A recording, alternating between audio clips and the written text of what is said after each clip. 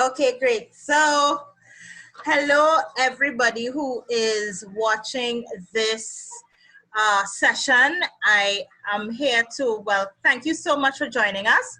So I'm here with my guest today. Her name is Georgina Nitzsche. And Georgina is are you in Austria right now, Georgina? I'm in Austria, in Vienna right now, yes, but I'm actually British, yeah.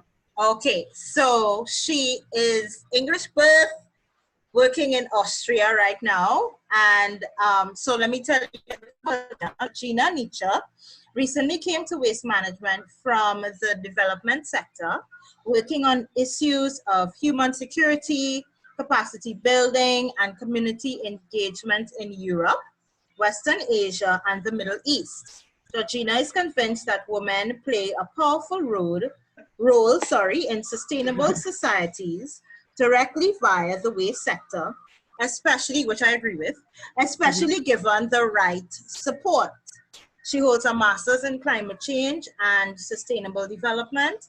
She joined ISWA, which is the International Solid Waste Association, in spring of 2016, and is the point contact for WOW, which is Women of Waste. So let me tell you guys a little brief story, because you know I like stories, before we jump into this conversation. So as a woman who has been working in waste management for over 15 years now, I always felt like, okay, I needed some kind of community of other women who are working in this industry, because it's a male dominated sector for the most part.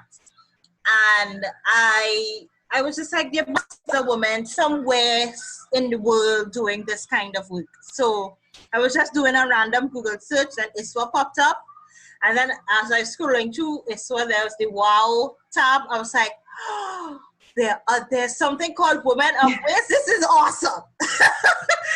So I quickly reached out to Georgina and said, listen, I found you guys. I would love to be a part of whatever it is you're doing. I'm also looking for resources that can help me in the work that I'm doing. And from then on, we've just been having fun conversations about women involved in waste management. So just in case, again, if you guys, anybody who's watching this video for the first time, my name is Shan Coffee Young, and I am the founder and CEO of a for-profit social enterprise based in Trinidad and Tobago called SIAL Environmental Services Limited. And at SIAL, we're all about transforming the way you think and act towards waste, with giving you the right tools you need to become waste efficient as a business and to become more waste literate as you take better actions with your waste. So Georgina, let's jump right into the conversation. Are you ready? Yes. So Georgina, so tell us a little bit more about this Women of Waste movement and organization. So tell us. Yeah, thank you so much for giving me this opportunity, Sian. And I mean, you gave your introduction for yourself. It's really about people like you. In 2017, a couple of women who were in the network came to me at a ISWA World Congress and said, they'd heard that I had been working in gender before, and what could ISWA do, to support? And I asked them, well, what are your issues? And it was quite shocking to me that well-established women in business and in the environmental sector with high qualifications. Also, one of them came from Sweden, and she sort of said, I'm still getting asked to make the coffee in meetings. Nothing wrong with making the coffee, but it's the assumption that you're there to make the coffee and that you haven't earned your same place at the table.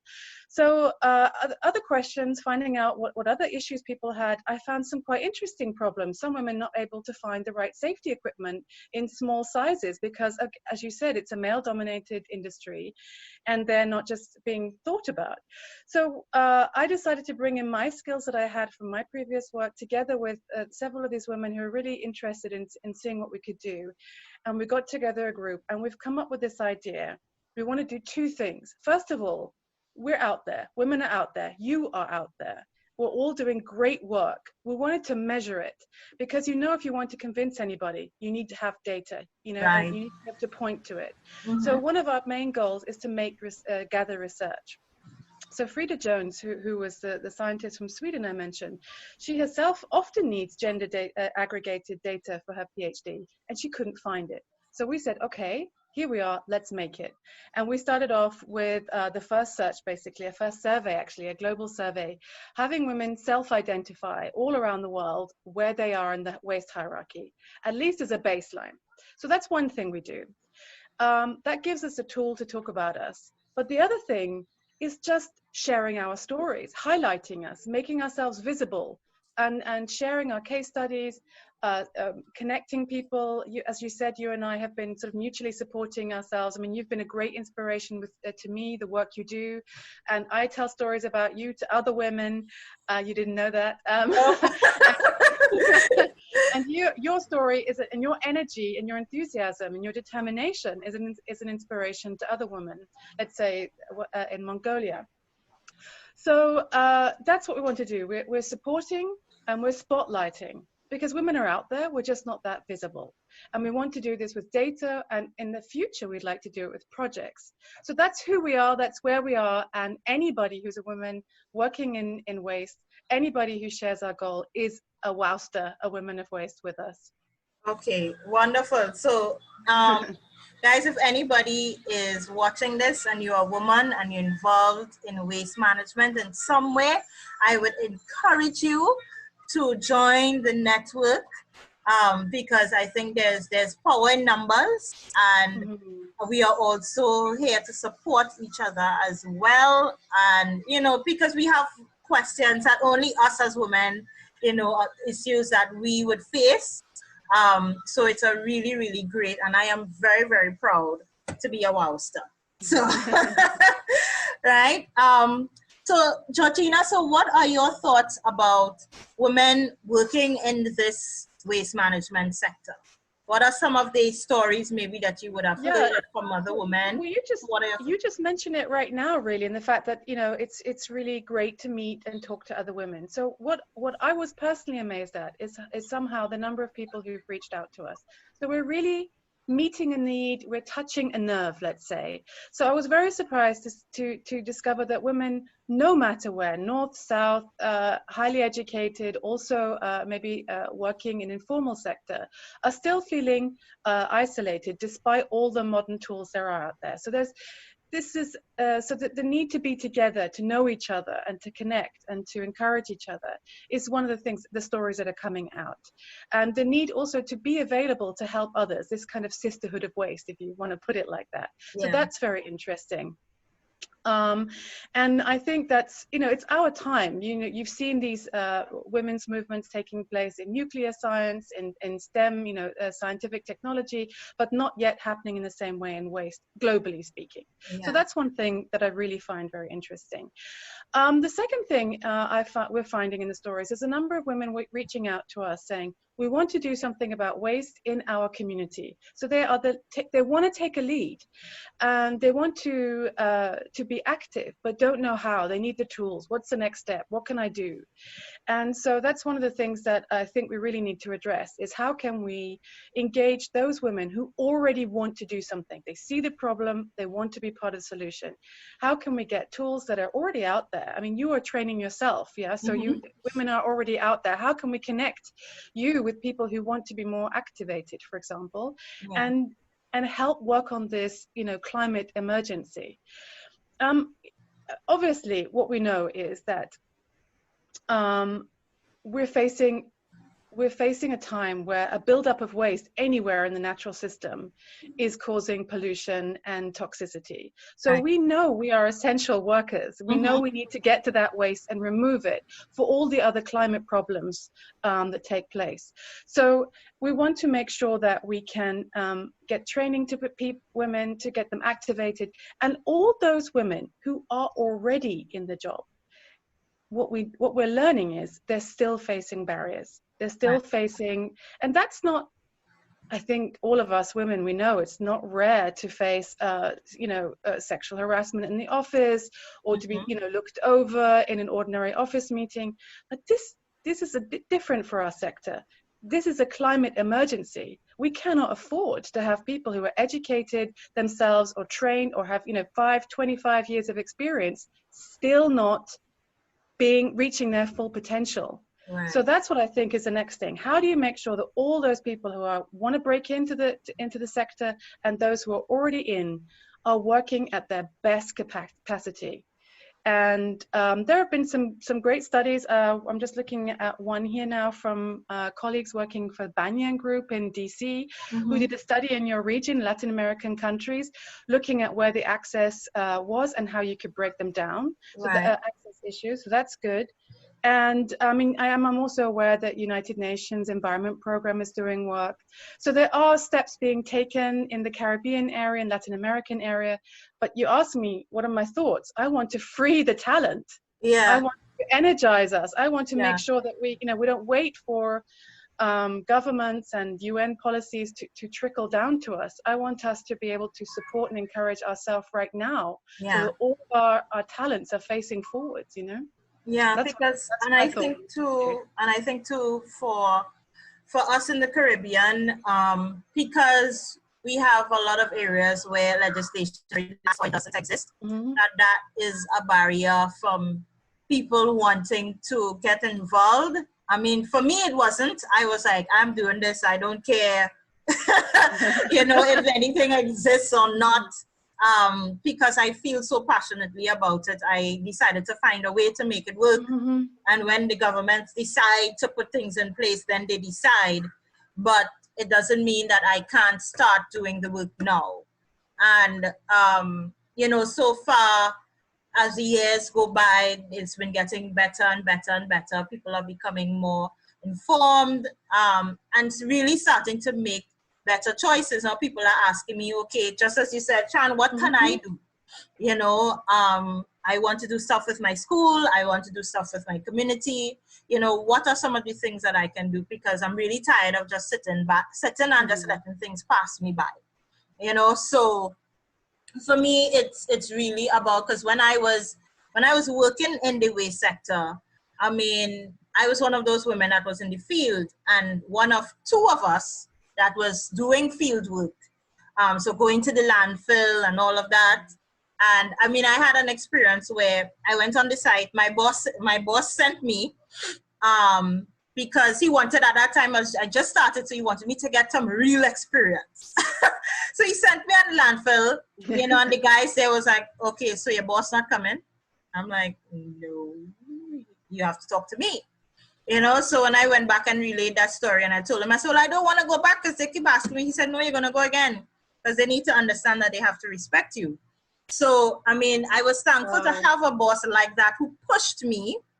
And, those skills are skills that I still have today. So when because I also worked in the quarrying sector, which is also male dominated. Yes, true. And the only woman I was the only woman in the field wearing the hard hat and the boots with the men outside. And, that skill that he taught me, how to talk to people who think that you're a woman, you're young, you don't know what you're talking about. I took those skills with me when I worked in the quarrying sector for a few years. And, so I was like, I'm not taking the nonsense. I know I'm young, I know I'm female. Okay, right, let's get over that and get the work done. It's not going to change. I'm not going to suddenly be a man tomorrow. Come on. Right? So, when I hear your story, I mean, that's a common experience. So I mean, two things come out of that. Number one, women alone are not going to do this. So you need to have good partners, and they're out there, so there are supportive. I know that I had one gentleman from a large waste sector here in waste energy sector here in Vienna was asking, what can I do to ensure that my female employees are comfortable? So there are concerned, responsible, and actually smart. It's not a luxury to be nice to women. Exactly. It's a business, you need to make sure your staff can work. So they're out there, and we need to work together. And the second thing I really take from your story, I didn't know that you worked in a quarry, but the idea is that you went out there and you didn't give up. You with the right encouragement and support, you went out there again, And now, you know, now you face that situation and you came out stronger. And now that's kept you going for the whole of your 20 years, so that now you can just carry on next time. You know, I've done it once, I've done it twice, I can do it a third time. And that's, I think, one of the really, that's why we also need to share these stories with our, you know, colleagues in the sector as well. Mm-hmm. And listening to you as well about how you'd worked in the field and all the different things you do, I think one of the lovely things about our sector is there's so many aspects to it. And I really admire you, because you are working on bio-waste now, you're also teaching children in schools, Mm-hmm. and you are reaching everybody, you know, also through families and mothers, and working on the waste issue from so many different angles. And I think that's also a role that women have in the household. Yes. Managing the waste, looking after the children. That's a double aspect. I think we have a potential factor there in the workplace and at home. So I mean, I think we're worth investing in for sure. But definitely, because as a mom of small people, as I call them, my children, you know, I had to find a way to incorporate them into. So I taught them, okay, these things don't go in the garbage. This is what goes in the recycling section. So they know, you know. Now my son, he's 5 now. And he was still putting, and then his sister was like, why are you putting it in the wrong place? Mommy said. You know, so he's up to 2 days ago, he's like, Mommy, I know where to put it now. You don't have to tell me. I was like, okay, son, okay, I'm watching you.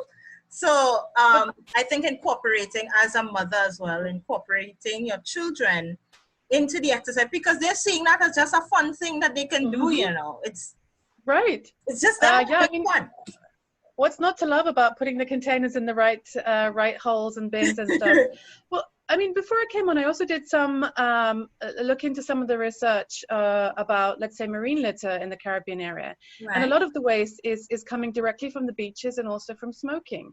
So this is, of course, something that's totally in our hands. And we, as women professionals, either or in our private lives, can have a direct access to, as you say, teaching our children, you know, encouraging our friends and family to reduce this. So I think that there's a double role, let's say, women in the professional sense and women off duty, always on duty when it comes to waste management.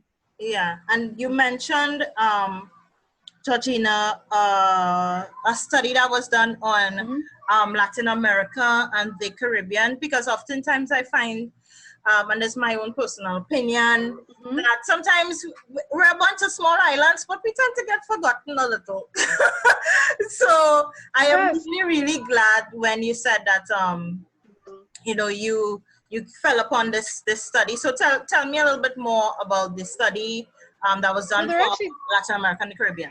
Yeah, there are 2 studies which I think actually specifically have the word, you know, Caribbean in their title. So I think that's worth bearing in mind. Okay. One is done by this Banyan group, for example, and the second one is also done by ISWA, which is the parent, let's say, of Women of Waste, and that is called the. Let me just pop that open on my side. So I say correct. One is the Waste Management Outlook for Latin America, and those are updated, and they're done also with the United Nations Environment Programme, and I think that's quite good because that is an in-depth look at it. But the one that was done I'm mentioning now, which was done by Banyan Group for the USID, looked at specifically at Latin American countries and Caribbean countries through a gender lens. So that one, I think, maybe we can make that available to the viewers. Those 2, I think, one from ISWA and one looking at the gender. And that one, for example, I think looked at the Dominican Republic, I think. Let me just have a quick look at that one. It's on my screen, yeah. And so I think that would be relevant maybe to your listeners. Yeah, that would be great, because I think, and they also form a good part of, you know, because there are some studies that have been done by the World Bank, by UN, about waste in Latin America and the Caribbean, but not so much a focus on the gender aspect of it. So it will be really good to see what they're saying about that. This one specific, I think you'll find that interesting because it looks at women looked in 3 levels, you know, where they're sort of economic empowerment, environmental, and equality. So those 3 things, and I think that's quite specific. I mean, it won't be a surprise to discover that there are, definitely some access problems and that are, culturally embedded, for example. But there are also some challenges for women who are informal recyclers, for example. I'm just going to read this. This is from a snapshot from the Dominican Republic. It says that only 10% of plastics are part of the total waste stream, but that's still 10,000 tons. But there isn't markets for this. So, it's hard enough, I think, to be an independent waste collector as a woman, maybe not always having access to the best quality plastics, or maybe able to carry heavy, let's say more lucrative items. But then you might not even have then access to the markets for recycling as well. So it's doubly difficult, I think. And this particular report, and I think together with the ISWA one, looks at ways in which that can be changed for the benefit, of everybody. Okay. So yeah, I think we should make those links available. Yes, please send me the links, and I will share it when I post this conversation. I'll share the links to those two documents as well, so people can definitely check them out. So Georgina, do you have any? We're almost to the end of our conversation. See, nice and short and sweet. Yes. Is there any other thing you'd like to add? What's happening in WOW now? I should tell you and give you an update. Yeah, so you can share that, and I'll share the link as well for people, so other women, so they can join. Well, actually, it links to what we've been talking about, actually, Sian. So one of the things that you have done is become a for-profit association there. Right. And as you said, it was a battle, but you did it. So it's possible and profitable. And one of the ways around some of these systems that have become quite difficult to unravel or work on is for women to become entrepreneurs themselves. Right. And that's also how we think we can share some of the ISWA know-how, some of the know-how around the world. And we're working on, our next project is to make a kind of business directory where we can give case studies and examples of startups that are relatively low cost and low equipment costs for women to get involved in and to start up, and to give case studies from around the world. So I'd love to be able to feature you, for example. And I want to do this in a super engaging and user-friendly platform so that everyone can flick through like a magazine even, and say, okay, I could do this, I could do that. One example I read today, for example, is in Nepal, where women are being supported to go to biogas for cooking. And this is things like these projects are doable because everyone has access to bio-waste one way or another. Yeah. And there'll be other examples that we can put in there. So that's our big project for we're coming in. We're looking for sponsors. We've got good ideas for that. And I think this will be able to reach women all around the world. And then maybe they'll come out and reach you as well. And we'll all be a network together. So yeah, thank you for letting me describe that project. I'm very excited about that one. Okay. And you're welcome. And I mean, I think it's all about, because for me, the other women that I know that are involved in waste management are on I would say like the upcycling side. So they would what would normally be waste and turn it into something else. And then they have a business where they're selling those items. So I have a colleague that takes old paper and turns it into journals, and I have actually one of her bookmarks. I love to read. Oh. Then I have another one that takes old vinyl records and turns them into clocks. Wow. So we really have in Trinidad and Tobago right now, we have women being involved on that side of the waste sector, so the upcycling side. That's great. Yeah, and that's great because we want to be able to, and through my own efforts and my own activities, I want to continue to encourage. So I talk to young girls especially, because I don't want them to, waste management, that's this nasty thing. I'll do climate change, or I'll do biodiversity. I don't want to get into waste because I don't want to have to handle anything. And I keep telling them, that it doesn't need, there's so many different aspects of waste that you can get into. I said, but I am not afraid of handling anything. I had my baptism by fire, but, I want to encourage them to see all of the facets of waste: education, upcycling, working for waste company, all of the dimensions, so that they have a good picture of things that they can do. One of them told me that one of my friends talks to me. She teaches geography. And I met one of her students. She's like, Miss talks about you all the time. I was like, well, you know, I didn't know she was doing that. So thank you to her. But it's all as a way, and she teaches in an all-girls school. But, you know, it's as a way to encourage them to keep going, that they consider becoming an entrepreneur in the waste sector, social entrepreneur, as something that they can do. Because oftentimes I think they think there's something that they can't do. And to continue to support them. So that's why I find, you know, what you do at Women of Waste is so powerful and so awesome, because, you know, it gives us an opportunity to be a part of a community of other women who are there in the trenches with us, that we can learn from, that they can learn from us.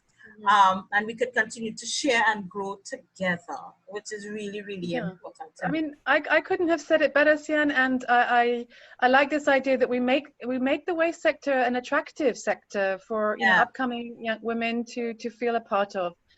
I actually would like to respond to your feeling that sometimes Latin America gets looked over, because our next and the last activity I would like to mention, we'll be launching it in June, is another survey for women working in the sector, only aimed at Latin American and Caribbean countries. So, so hopefully your listeners can help to spread it, to take part in it. Simple survey, and obviously we can publish that and looking specifically only at this area. So. Yeah, and I just connected with another woman who works for the waste agency in Dominica, which is also another Caribbean island. So definitely, I'll be able to share it within my network. Fantastic, thank you. You're welcome. So, guys, I trust that you enjoyed our conversation today. Thank you, Georgina, so much for your willingness to do this with me.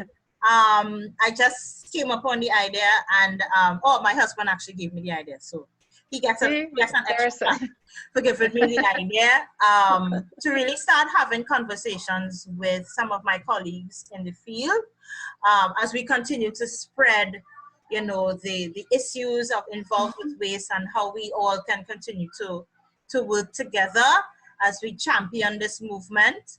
And you know, as one of my friends said, to make it sexy. Right? Yeah, so, that's right. We put the wow on waste. That's right. And I'm in a group with some other female entrepreneurs, and it's like, let's make sustainability sexy. You know, let's make. I'm for that, for sure. I'm all for that. So thank you again. You wanted to say something?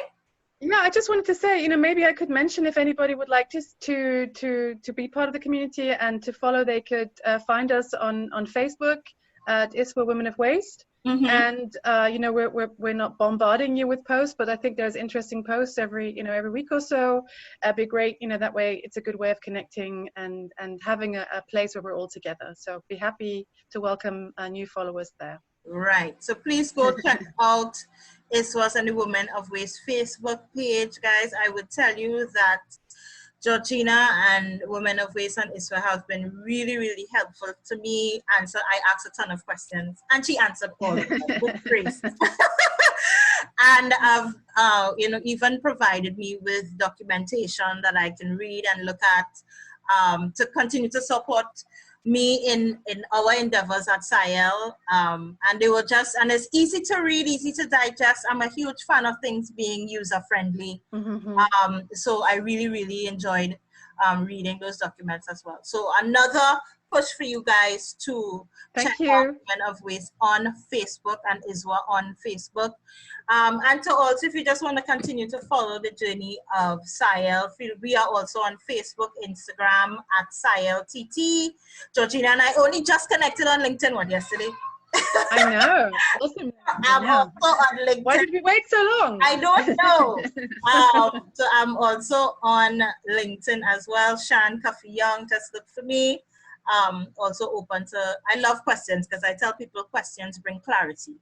So feel free to ask me any question that you will have. So guys, thanks again so much for listening to our conversation, and I will see you on the next one. Okay? Thanks. Bye, guys. Thank you. Bye.